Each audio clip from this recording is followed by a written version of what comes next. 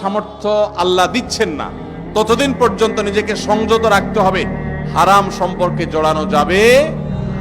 যতদিন পর্যন্ত আর্থিক সঙ্গতি হয় না ততদিন পর্যন্ত সবর করতে হবে। নবী সাল্লাল্লাহু আলাইহি ওয়াসাল্লাম বলেছেন, ইয়া মাআশারাশ শাবাব মান ইসতাতা মিনকুমুল বাআতা ফালইয়াতাযাওয়াজ ওয়া মান লাম ইসতাতি ফাআলাইহি বিস-সাওম। হে যুবকরা, তোমাদের যাদের বিবাহ করার সামর্থ্য আছে, আর্থিক সঙ্গতি আছে, তারা বিবাহ করো। যাদের আর্থিক সঙ্গতি নাই তারা যেন রোজা রাখে, নিজেকে সংবরণ করে, সবর করে। অতএব যুবক ভাইরা, চরিত্রকে হেফাজত করতে হবে।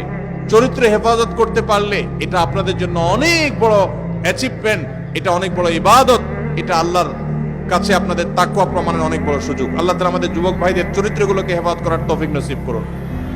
মনে রাখবেন, যদি যৌবনকে হারাম সম্পর্ক দিয়ে আপনি কালিমা যুক্ত করেন, এটাকে রিকভার করা এত সহজ নয়। যাদের হারাম সম্পর্ক আছে এখনই তওবা করুন, নতুন জীবন গড়ুন।